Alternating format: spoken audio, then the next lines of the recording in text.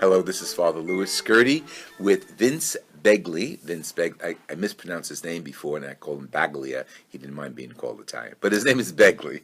Yes. Welcome. Well, thank you, Father. Vince is the archivist of the Carmelites in Middletown.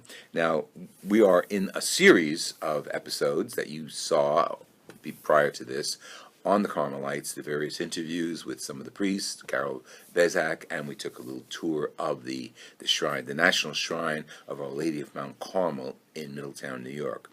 There at the shrine, there's this beautiful room that's called the Archivist Room or the History Room, and had very fascinating elements in it, and posters and little musical instruments, all to do with the origin of the Carmelites in New York and their origins in Ireland. So that's what we're going to talk about today. And Vince is here as archivist to give us a full amount of information regarding that. Okay, let's start in the beginning.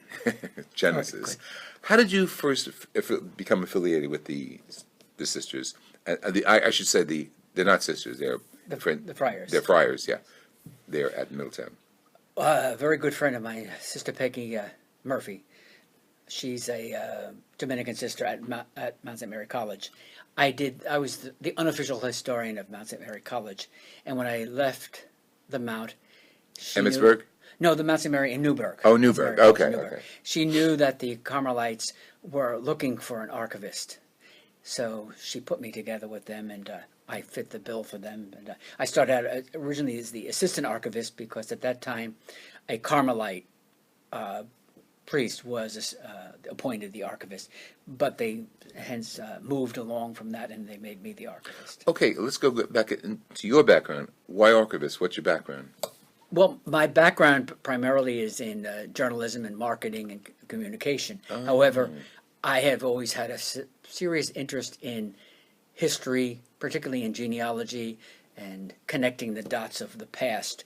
So when I was at Fordham, I worked for Fordham University for a while in their 150th anniversary program, and I did the history of, together a history of the college. Wow. And then I went to Mount St. Mary College and I did the same thing. I dug the history. A written history or visual? It was visual, it was written, did some displays, discovered things at the college, at Mount St. Mary College, didn't know about their history. That's great. What the property was before and the connection of the people. And so it was just a natural progression when I was asked to do it. It worked and I liked doing it. Great. Okay, some of the elements, and you brought a box full of tricks, so bring up anything as we speak that you wish.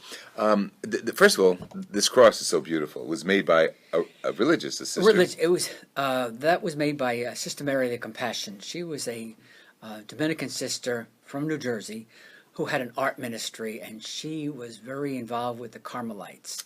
The Carmelites had asked her to do some work for them, and she, for about 10, 15 years, did much of their illustrations, in particular in the the Carmelites magazine, the Scapular. Oh. And so she did the illustrations for. And what is her name? Sister Mary of the Compassion. Because I know this artwork. Yeah. Oh, wow. And so we have, the archive is full of her artwork, some full-length pictures, and then the building there completely has about 7 or 8 of her paintings. Great. So Now, we walked through, I didn't realize they were hers, They but were hers, yeah. the illustrations I recognize from so many different places. That's wonderful. She's very, very popular. And then she, later in her life, she went on to making jewelry. So she created this cross for the Carmelites, and she also created a wonderful cover for a Bible that they have. It's in the archives. Wow, excellent. So she was quite a And she was a friend of yours? No, I didn't know. Never met her. I would have loved to have met her. I did some research on her. The New York Times did an article on her because of her work. She had wanted to actually start a ministry for nuns who were interested in the arts, and she was semi-cloistered at the time. So when she was visited, she only could speak through the grill. Right. Interesting. But the Carmelites did an amazing. Well, she did amazing work for the Carmelites, and the artwork there is amazing, and her paintings are just out of this world. Yes, I can imagine. Interesting. I mean, I have a degree in art and art history, and I paint and sculpt. But when I was in the seminary, talk about times of change. When I was in the seminary, the college part of it, I was graduating college, but I was in the seminary, Immaculate Conception, in Darlington. And I went to the rector and I said, during the summer, because we had summers off, I'd like to go to CU, Catholic University, and study art, religious art, liturgical art. And his response was, and I have to mock him because I'll say it like he said it, there's no place in the life of a priest for art. I said, oh my goodness. Needless to say, I left the seminary the next day. I packed my bags and I said, how could I breathe art? How can I not have it in my life as a priest? That ended. I changed dioceses, changed not directions, and became a diocesan priest for different dioceses, Patterson. And of course, I had been educating myself while I was in the seminary in Baltimore at Johns Hopkins. So I got my art history degree there, and the rest is history. But I can see that maybe I needed to be a cloister to produce art for the church. In addition to Sister Mary of the Compassion, they have a Richard King. He was a very famous English artist, and they have about 8 of his paintings throughout. There, up there. Yes, up there. And they were well recognized by the world, his painting. And they had a number of statues sculpted by famous sculptors, because the Carmelites were very interested in the arts. And not only the painting and sculpture, but music. And just odd enough, they have the Carmelite brothers put together their own album during the heyday of the Hootenanny days. Yeah, right. One of the writers of some of the music, Father Gus, is still serving as a Carmelite priest. That's great.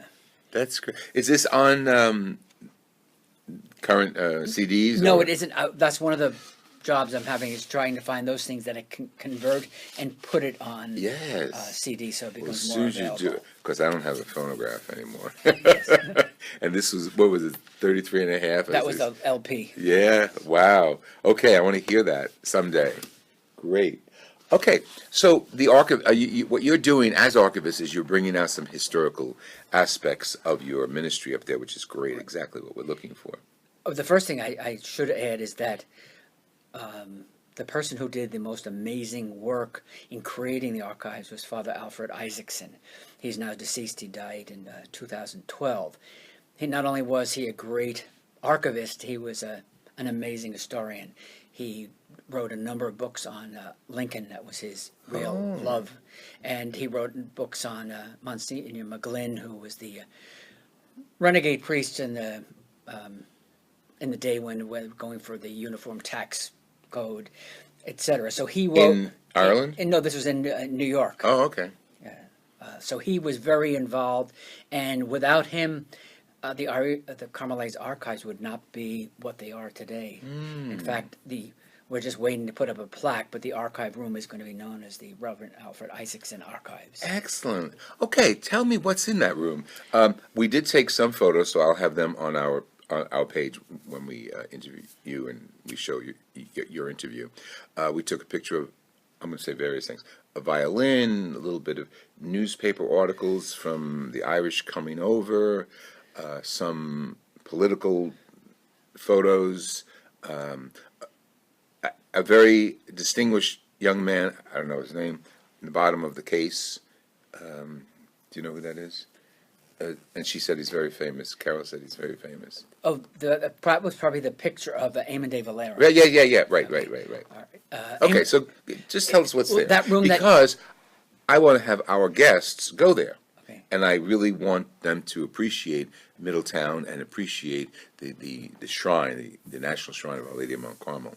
So when you go there, you can walk around, see the grounds, see the church, see the chapel, meet people, meet Carol, and of course go to the Archivist Room, which is called... Well, it's actually the room that you toured was the History Room. That's for display. The actual archives across the hall, it's a It's located in the old trunk room when it was the seminary. Oh. And it's filled, right now there are probably 400 to 450 boxes, archive boxes, filled with information from their founding days when they arrived in 1889, up to the near current times.